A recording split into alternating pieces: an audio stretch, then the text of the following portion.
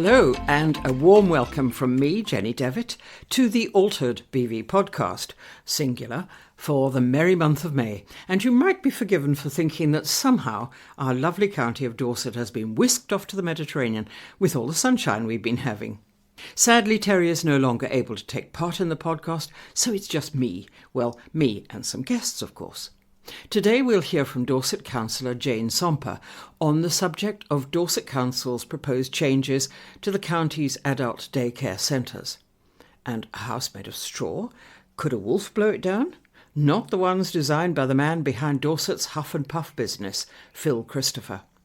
And we'll also be hearing the endearing, if somewhat sad, story of little Laszlo, the fledgling corvid, who briefly found a home with Laura Beddoe.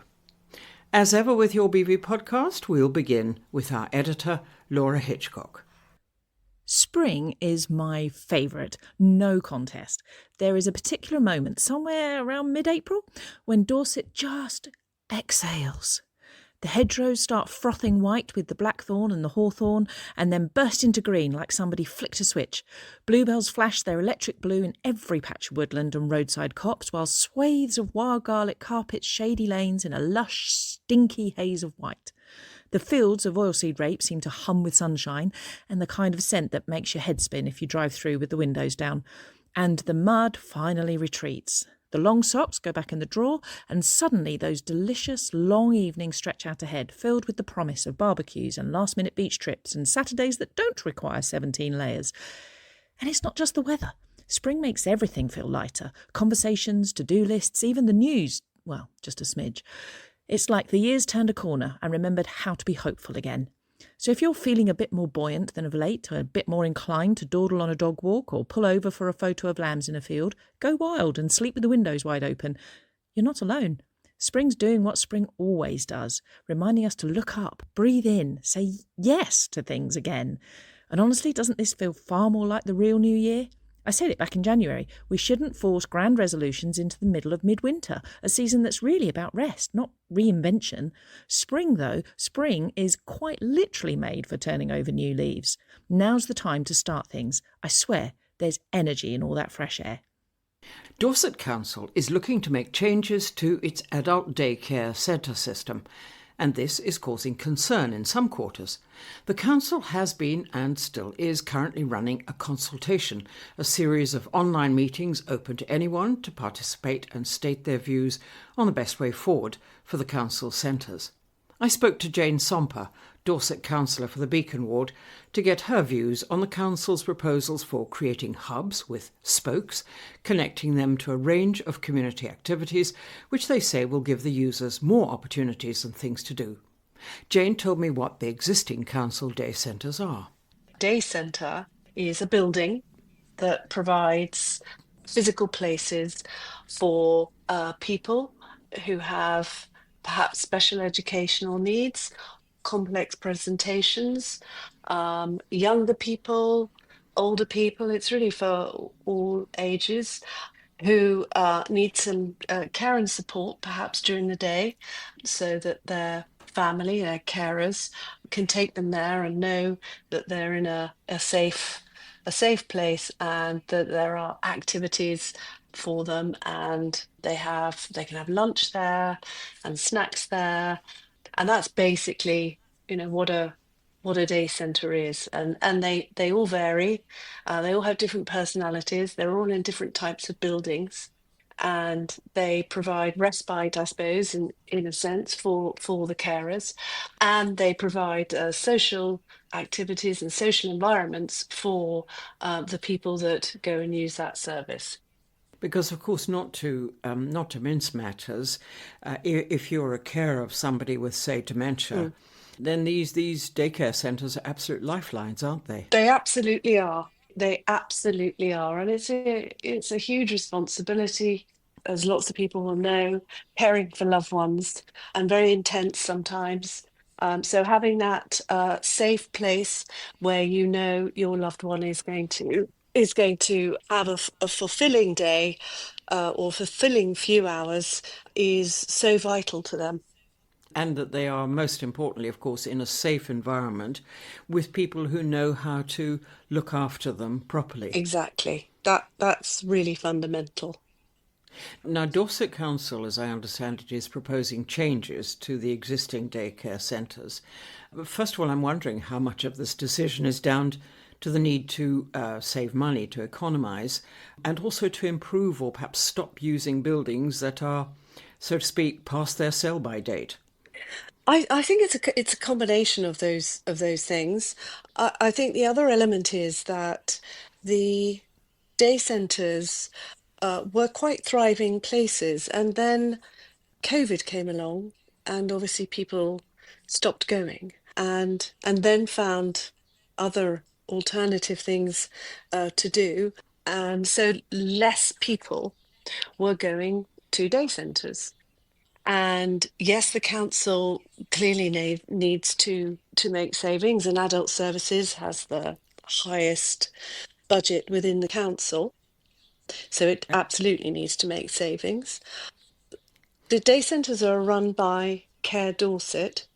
Cllr Dorset is a arm's length standalone company where Dorset Council is the only single shareholder, and Dorset Council commission the service. So they will have people, residents who need this service, need a place to go, have carers who want some respite and some activities for the person they're caring for, and Dorset Council commission that. They pay for those individuals to go to that day centre. The other element of income for Cllr Dorset and the day centres are people who self-fund, so people who choose to go to those day centres themselves and pay for it themselves. And that is where I think there's been some issues around understanding what those numbers are.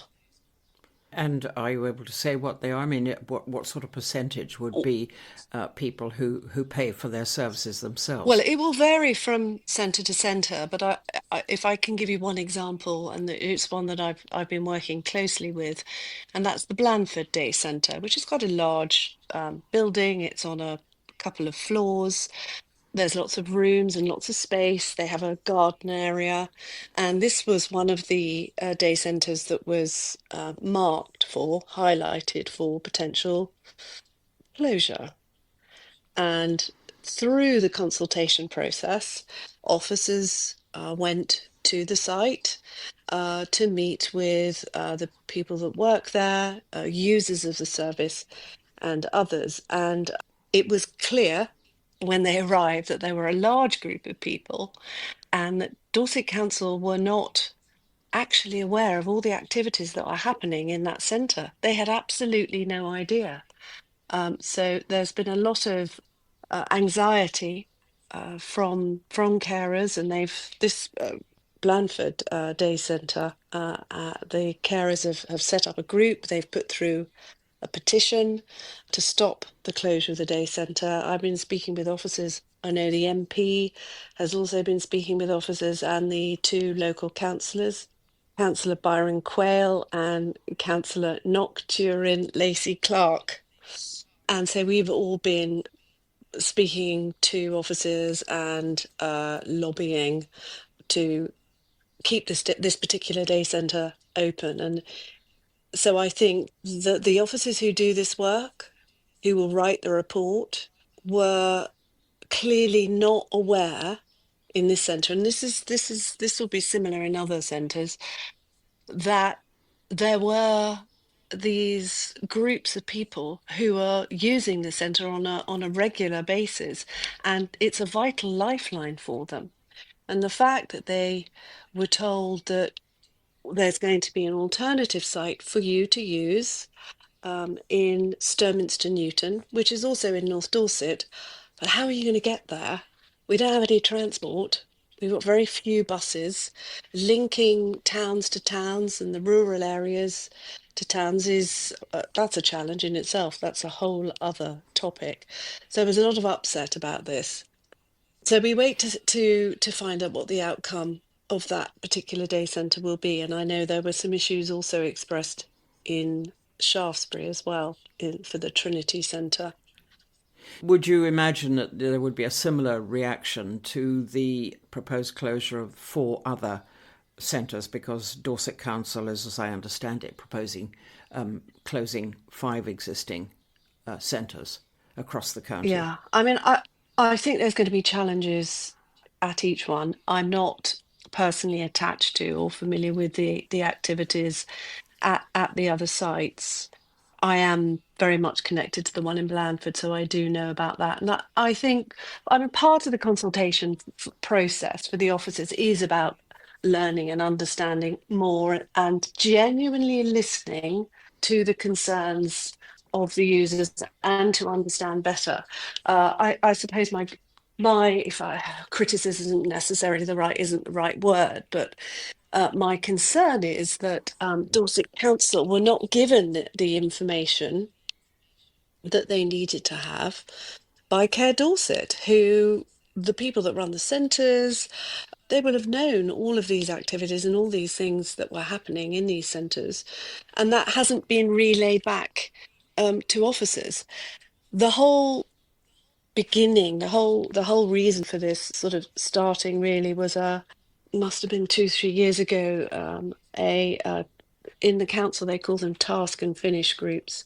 So groups of councillors decide they're going to look at a particular topic, and they decided at a overview task and finish group that they were going to look at the day centres to understand the viability of those day centres.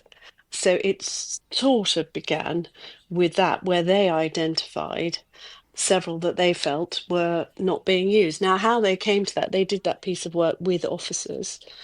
I'm not sure they went to visit all of them, but if that's what officers are basing their decisions on, along with information from Cllr Dorset, which is clearly hasn't been as robust and as full as it should be, there's a mismatch there.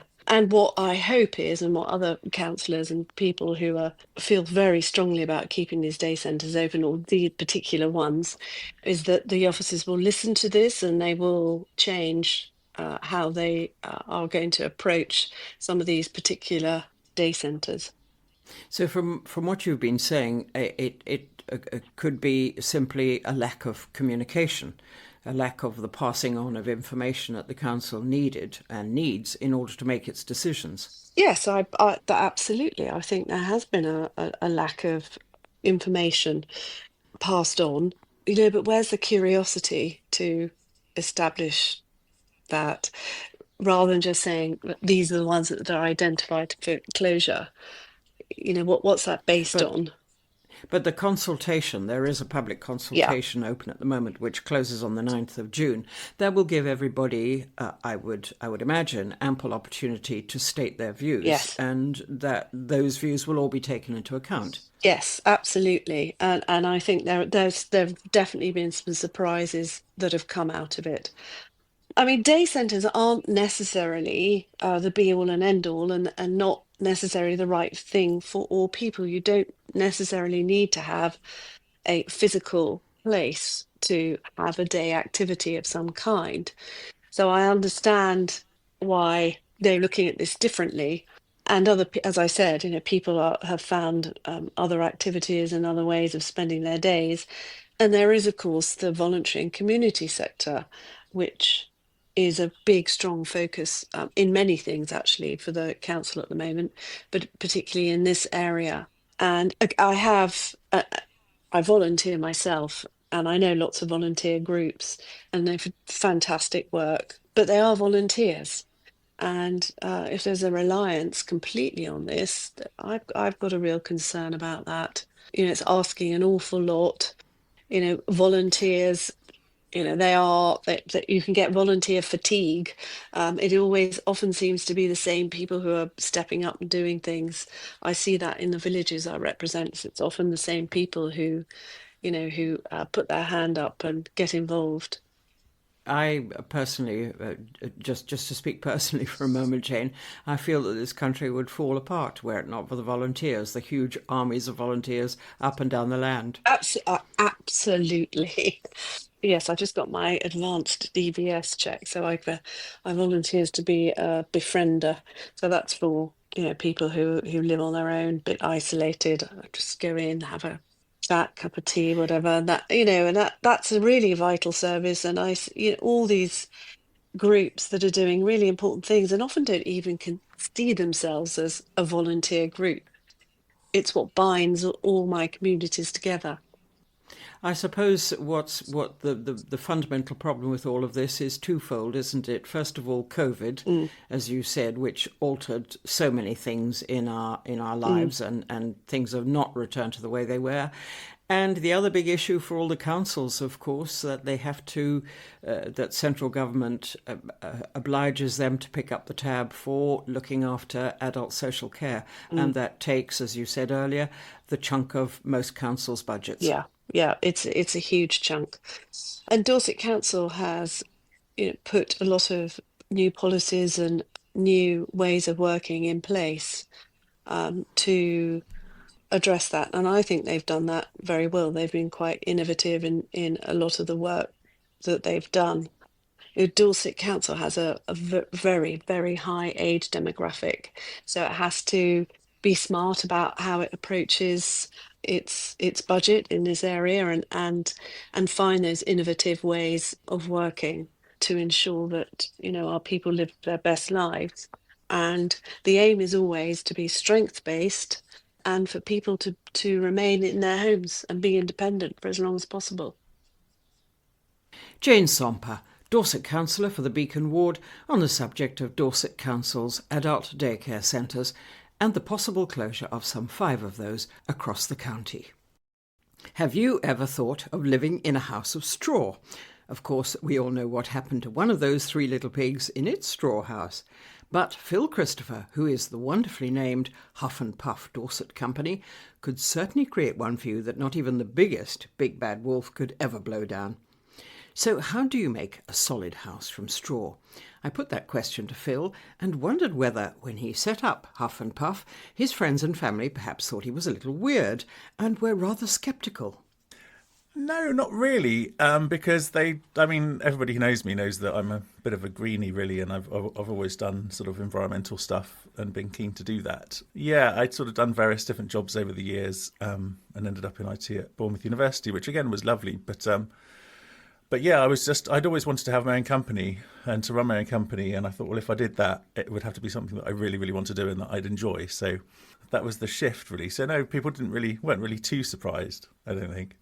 But a bit of a far cry from IT, but of course IT very useful in your design. Presumably, I mean it's a very good skill to have. Yes, I mean everything to do with construction design is a lot more technical than it was once upon a time. Everything from the regulations and standards and all the design details. It's useful to have those skills for sure. But yes, because I was working in IT project management, and now what I'm doing more is sort of building project management as well as design. They're actually not that dissimilar. In fact, there's a lot to be said for one of the reasons for the shift was actually there's a lot more job satisfaction in building project management than there is in IT project management, because you're actually dealing with tangible things. Yes, it's potentially a happier place to be as well. Yes, because you can actually see the results of your labours, can't you? In the way a house is taking shape, and hopefully your clients are absolutely thrilled to bits. Yeah, with it. absolutely. It's one of those things where everybody's a little bit with any construction project. It doesn't really sort of feel like it's going anywhere until you've got out of the ground. So there's that whole design stage and the whole, the foundations and groundworks and everything. It's just like, oh, hang on, is it really happening or not? And then like when people sort of see things start to come out of the ground, then there's sort of this real boost to everybody. Absolutely, that must be very exciting then. So you see the foundations. What do you make your foundations of for a straw house? Well, they can be broadly the same as foundations for any sort of building. For most buildings that are passive house, they will normally have a solid foundation, but with straw bale, you can have a timber foundation sort of on piers, or all sorts of different options really. For solid floors, we try to minimise. I mean, there isn't really any reason to have concrete in any building under 3 stories. And so we try to avoid the use of concrete wherever possible. One of the ways that we do that is, for example, by instead of using a concrete slab, for example, or a screed for floors in a building, we use something called foamed glass gravel. What is that? It's actually a reasonably high embodied energy project, which is again something we generally try to avoid, but it's actually made out of recycling things, hard to recycle glass, like things like car windscreens and those sorts of things. So it utilises what would normally be a waste or something that couldn't normally be processed into anything else. And it creates a material through a process which looks a lot like pumice. So it's actually hygroscopic and it's insulating, and it has lots and lots of insulating value. And so you can use that as sort of a granular fill instead of lots of concrete.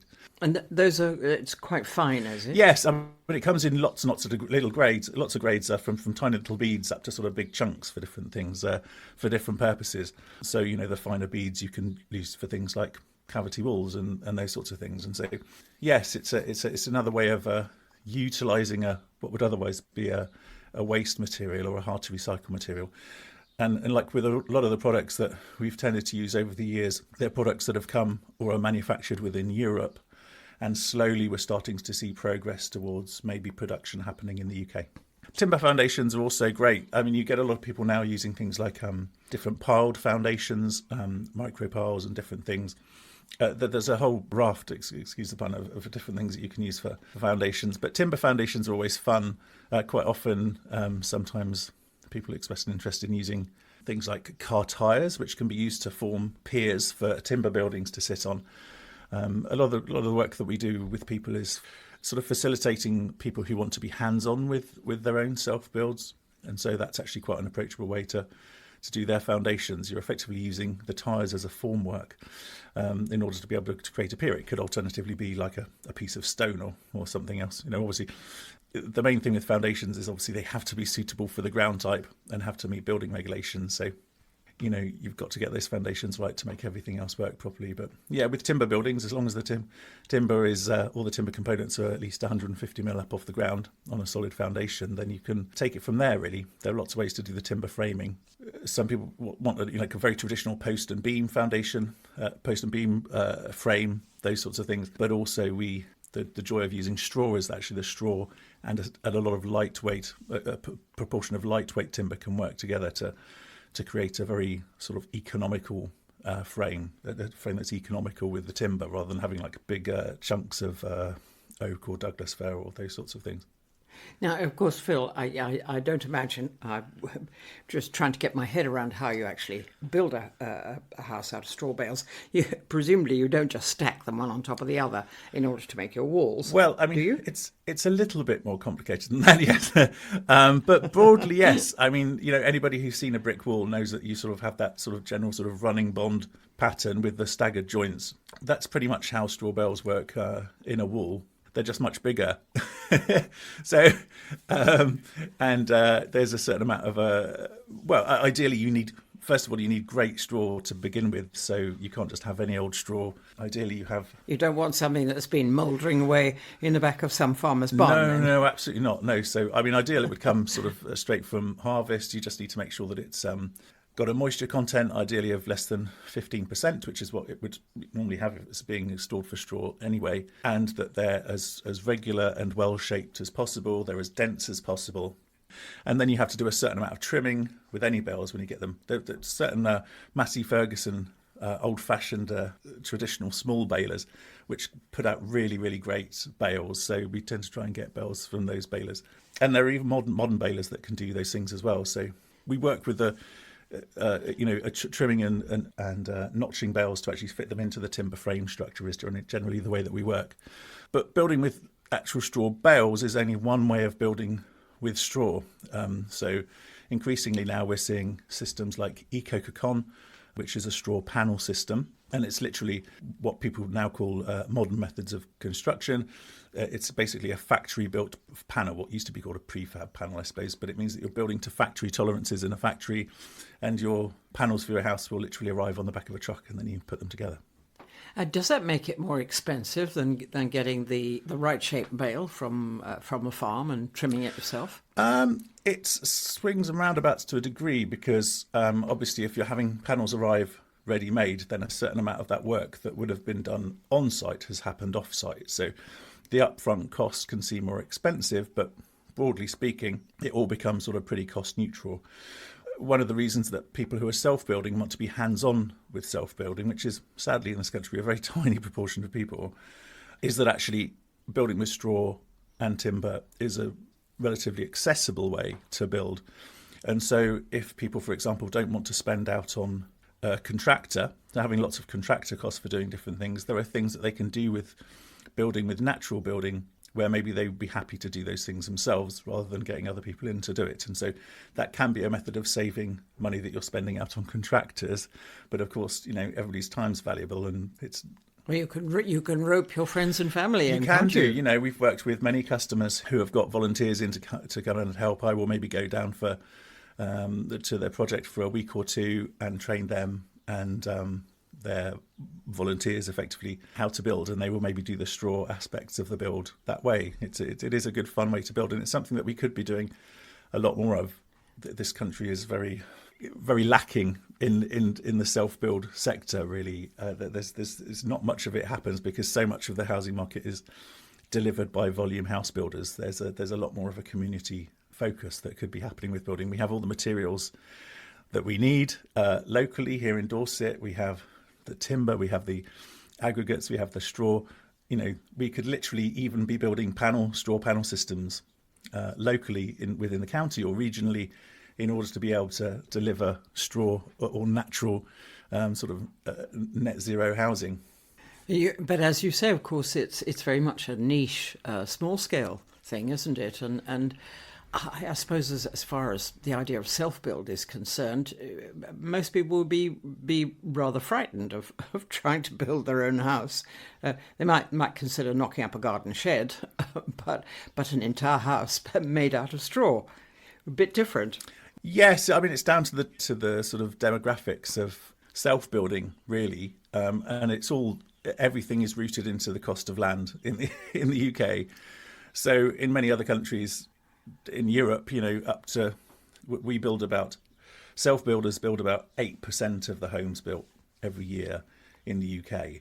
The next closest country is the Netherlands, on about 15%, all the way up to 60% or so of housing that's built in Austria is built by self-builders. A big factor where 60%? That's a big huge number. Percentage, isn't it? Absolutely, but I mean, if you think about winding the clock back, I don't know, maybe only 70 years in the UK, we were in a very similar situation. People would engage a local builder to build their house for them, and so it's something that we've gone away from very, very quickly. And so, and the main reason for that in the UK is the fact that the cost of land is prohibitively expensive. So young people who maybe are just starting a family, for example, and want to build their own home, just simply can't afford the land and the cost of a house to put on it. So, the cost of land in the UK basically excludes people who don't have enough money for being able to procure enough land in order to be able to build a house. So, I mean, that basically puts out most young people, so 85-90% of people who self-build in the UK are at or approaching retirement age, and they already have a house that they're going to sell to finance a self-build. So it makes self-build in the UK quite an exclusive thing to be able to do. And so when we first started out, I had great ideas about trying to facilitate young people building their own homes, but actually everything's against you because you're trying to facilitate what is a very small market in the UK in and of itself, and then a tiny fraction of those people. But we do valiantly try and help those people and all sorts of people who want to self-build. But really, it's nothing that's going to happen without at scale, without increasing the number of self-builders in the UK, without some sort of government intervention. There's sadly no sign that that's going to happen. No, that would seem to be somewhat unlikely. So, Phil, what are the advantages of living in a house made of straw?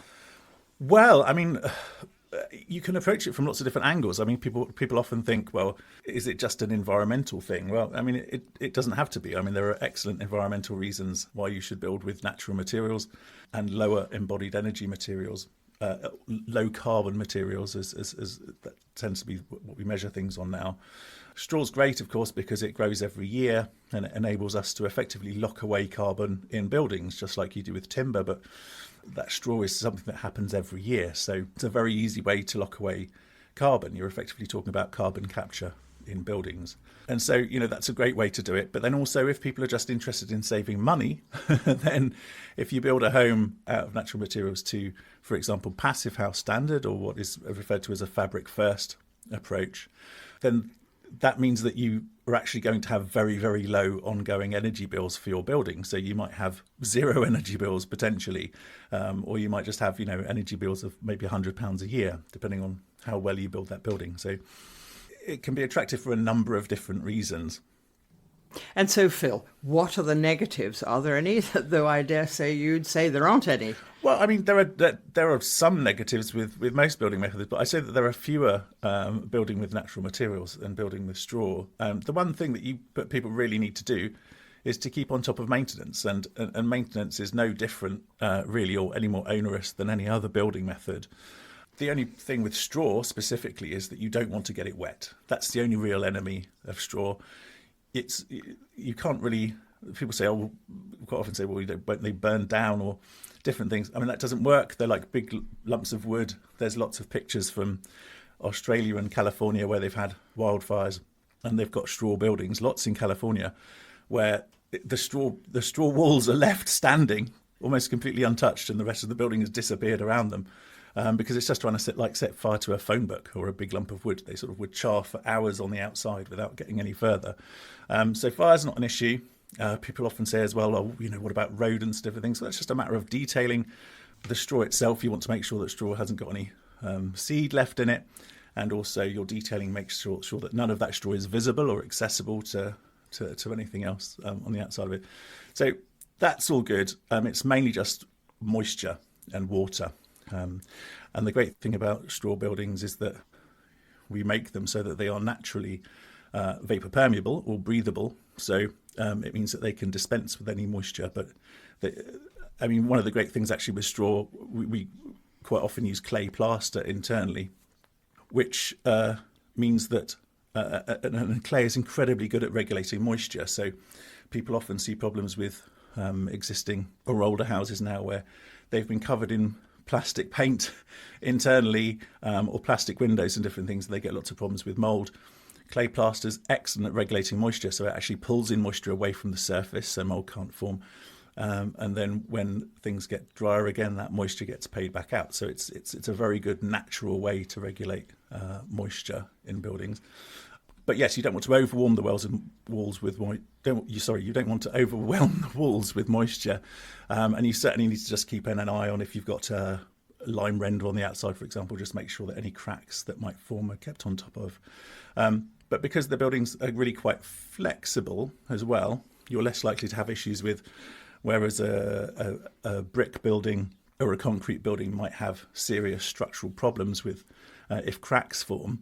Straw buildings are much more forgiving because they're inherently much more flexible.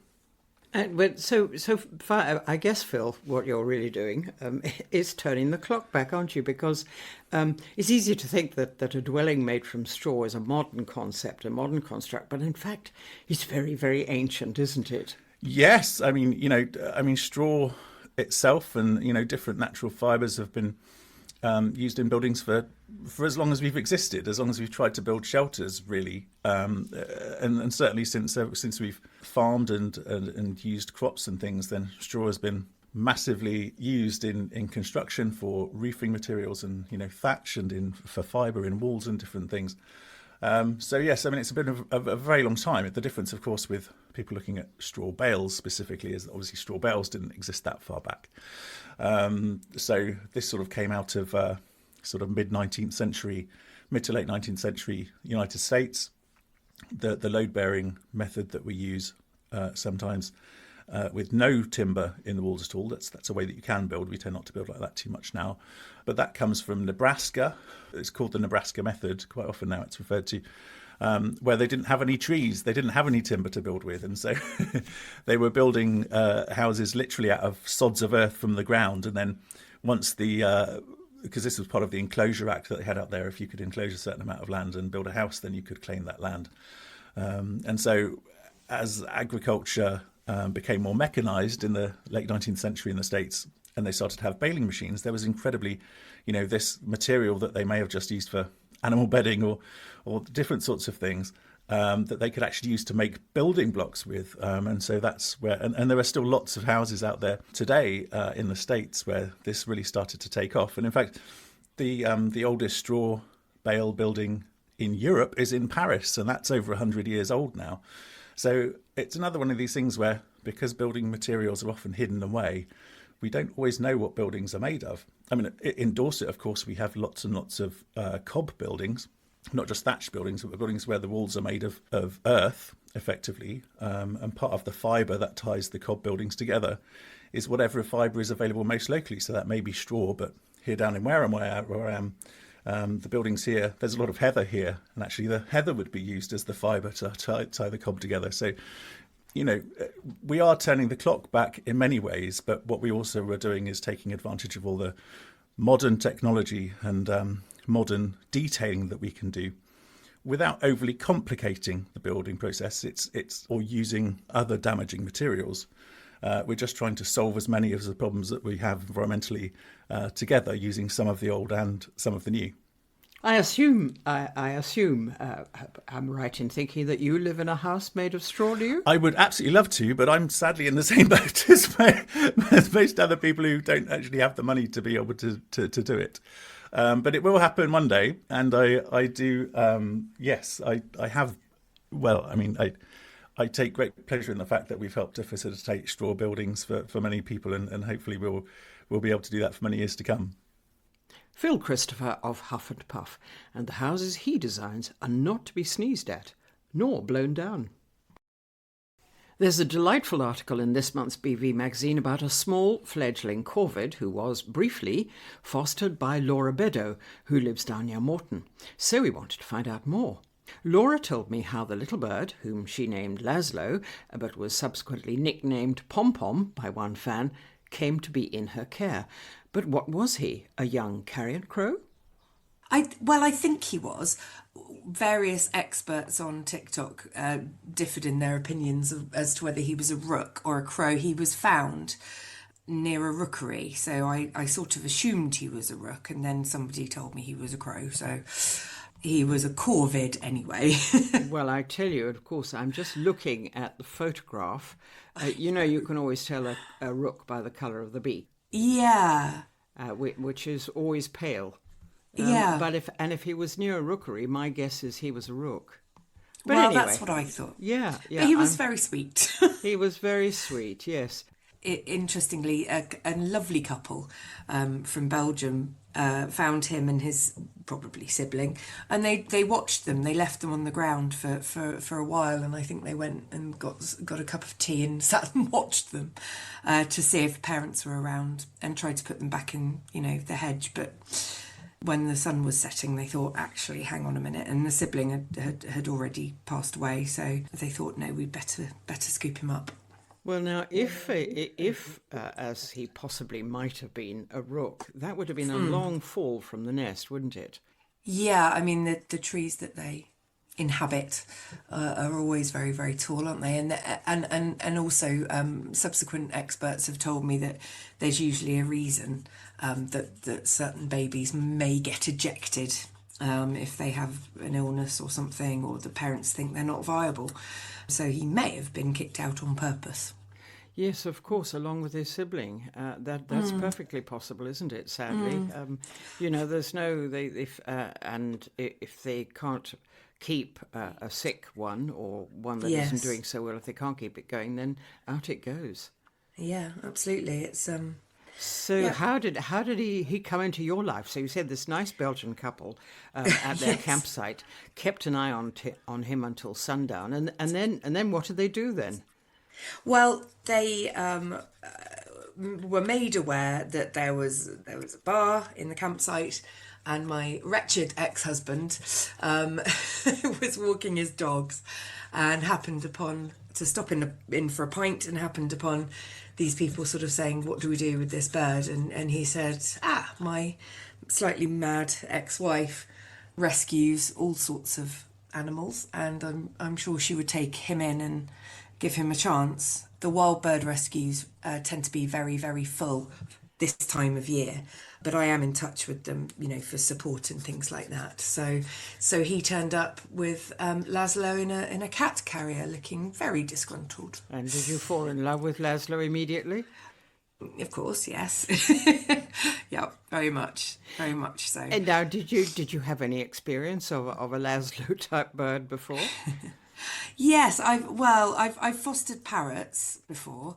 Obviously, very different to corvids, but sort of not. They require an awful lot of attention and an awful lot of work. And I've rehabilitated a seagull as well that was brought into me with an injured wing, and he was successfledly released. So I have got some experience. You have got some experience. So here comes Laszlo, the little fledgling, into your life. What did you decide to feed him on? I took advice really from a friend of mine who is a wild bird expert. He had cat food, sort of kitten food, and that's every 2 hours. And also you can feed raw turkey mince, raw chicken mince, cottage cheese, oddly. So bits and bobs of everything really, but mainly the cat food, the wet cat food, because that provides the hydration as well. Because it is important to get the liquid content in, isn't it? Yeah, but you've got to be careful with dropping water, that they don't sort of aspirate it, and that becomes a problem. So yeah, they mainly get the moisturiser from that. And where did you keep him? In what sort of receptacle did he live? Yeah, fortunately I have a spare budgie cage, and because he was little, he stayed in there with a warm water bottle at night. And actually, because he was quite small, they do imprint on you quite quickly, and you sort of want to be able to release them into the wild again. And once they've imprinted on a human, that becomes very difficult. So, but because he was so small, I think possibly had he lived, he would have been a garden bird, sort of semi-tame, which is a shame because they should always be in the wild, but Yes, he might not have been able to be accepted, of course, by the rest of the flock if he had been a rook, or find himself a partner if he'd been a crow. Well, exactly, and and that's the thing, isn't it? You always aim for wild birds to stay wild, but if it's not possible, second best is a garden bird, I think. And I know people that have sort of, it's like supported housing really, but for crows in their garden, and they live quite happily in an open aviary with food sources available to them, but they are able to fly around, and it can work very well. Well, I'll just step sideways here for a moment. Last summer, I have flocks of starlings that I care for on a regular basis, i.e. put out mealworms and suet pellets and all the rest of it in my garden. And last summer, I was adopted by a young starling fledgling, which I'd put the food down on just inside the door of my sunroom. And the next thing I knew, there was a starling in the bowl, helping itself, and it then stayed in my sunroom for 2 days, and it roosted. It didn't show any inclination to go out. And why would you? No, I mean, why would you? Somebody looking after you and feeding you. And then finally, I think on the third evening, I decided really it's time that you go out, and I put it high up in as I could in an apple tree, and it roosted up there, but came indoors again the next day. But then that night, it obviously wanted to go and rejoin the flock. And so I put it on my finger, opened the back door, and off it went. Oh, isn't that lovely? But that was a very different case from little Laszlo, who sadly didn't survive very long, did he? But there was an upside to that, I gather. Yes, it was very odd. I sort of thought, well, TikTok, I've never TikToked. I love social media, but I suspected that I would get sucked in. And I thought, right, okay, I'll just pop a little video of him sitting in a pot, in a very fetching Portmeirion flower pot, actually, while I was making him some breakfast. And I thought I'd just put it on because I know that there's various communities on TikTok, and one of them is a wild bird community. So I thought, well, that'll be helpful, ask questions and sort of share tips and things. And within 2 days, he was up to 150,000 views and seen all over the world. And I sort of thought, wow, that wasn't quite what I'd expected. Yeah, and there were a lot of people sort of commenting and saying, come on, Laszlo, and calling him a little Angry Pom-Pom, which was very sweet because that's kind of what he did look like. And when I posted that he'd sadly passed away, people were devastated. And lots of people messaged me saying, I'm going to find my local wild bird rescue and I'm going to donate because this little bird has made me aware of, how vulnerable they are. And it, so it did have a little positive, I think. That's a very good result, really, isn't it? I think so. Yeah, anything you can do to sort of raise awareness, and a couple of people who do this, rescue particularly corvids, are still in touch with me and sort of saying, there's rescues near you that sometimes have an injured bird that is never going to be released, and they might need foster home for it, and so I'm in touch with various people, so there might be another little visitor along at some point. Hopefully my husband will be tolerant of these waifs and strays. He'll have to be, won't he? So yes, he's used to it by now, but yeah. So now, Laura, you're going to go and do some volunteering at your local bird rescue centre? Yeah, I mean, I'm not sure about that. I think more it's being in touch with them and providing a place, because often the wild bird rescues are run from people's homes, and it's they do become overwhelmed and they do look for places that could take a bird or two, and I do have an aviary in the back garden. It's a rather grand name for my old chicken run, but it's it works, and so I'd be very happy to provide some some respite care and maybe have a little pal come to live here. There's a guy on TikTok actually called Nick Crawford, and he's up in Scotland, and he has crows and rooks and ravens, and they live in his house with him, and they're really, really gorgeous animals and often overlooked, in favour of their maybe brighter coloured cousins, but they are beautiful, intelligent birds. And their plumage is caught in the sunlight. Their plumage is absolutely lovely, isn't it?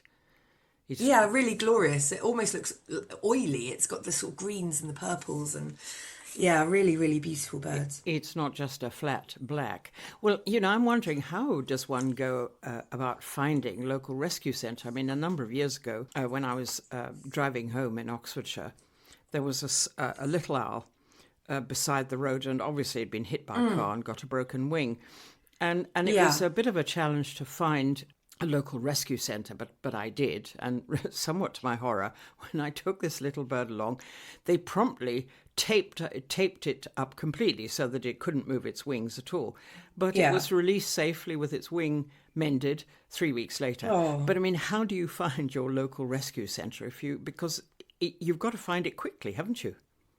You have, and I mean, in Dorset we're very lucky.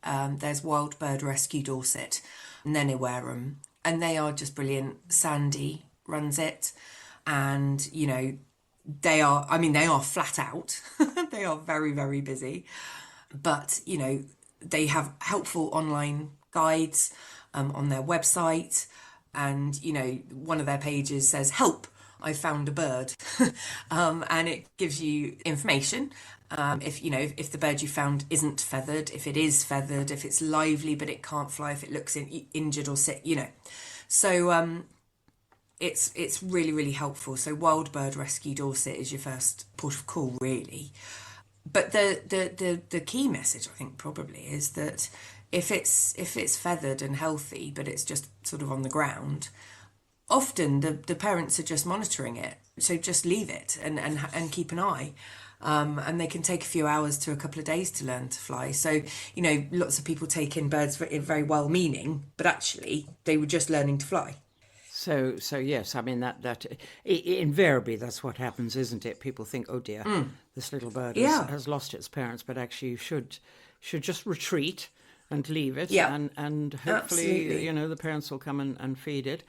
But better to leave it alone than perhaps draw the attention of one of the sadly many neighbourhood cats.